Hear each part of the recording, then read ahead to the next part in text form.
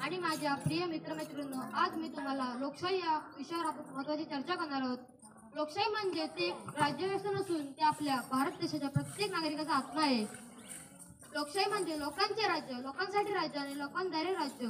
आपला भारत देश जगातील सर्वात मोठी लोकशाही मानला जातो. आपल्याला विचार स्वातंत्र्य, भाषण स्वातंत्र्य आणि निवडणुकी प्रक्रियेद्वारे आपला प्रतिनिधी निवडण्याचा अधिकार आहे. हे अधिकार आपल्याला संविधानाने दिले आहेत. लोकशाही व्यवस्थेचे खरी ताकद म्हणजे लोक. प्रत्येक नागरिकाच्या सहभागामुळे लोकशाही मजबूत बनते. मात्र या व्यवस्थेच्या यशासाठी आपल्याला जबाबदाऱ्या समजून घेणे गरजेचे आहे.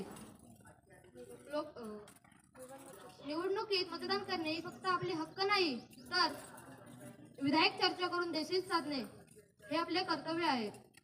लोकशाहीत प्रत्येक नागरिकाला समान हक्क असतात. मग तो गरीब असो की श्रीमंत, शिकलेला असो की अशिक्षित, हीच लोकशाहीची खरी ताकद आहे. मात्र आजच्या काळात आपण पाहतो की जाती धर्मांच्या आधारावर मतांचे विभाजन होते. भ्रष्टाचार आणि राजकीय स्वार्थ लोकशाहीला कमकुवत करतात. या समस्यांवर आपल्याला सजग आणि जबाबदार नागरिक बनले पाहिजे.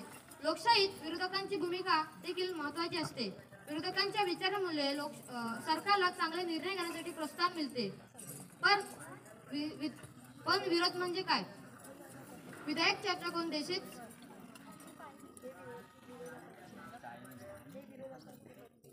हे विरोधकांचे कर्तव्य आहे. मित्रांनो, लोकशाही म्हणजे मतदानाचा हक्क मिळणं नाही, तर देशाच्या प्रगतीसाठी सतत जागरूक राहणे आहे. आपण सर्वांनी जात, धर्म, भाषा यापैकी जाऊन भारतीय म्हणून विचार करायला हवा. शिक्षण, समता आणि प्रामाणिकपणा या मूल्यांच्या आधारे आपण लोकशाहीला अधिक सक्षम करू शकतो.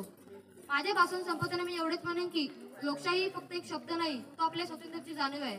चला, आपण सजग नागरिक बनूया आणि आपल्या भारताला स्वतंत्र करूया.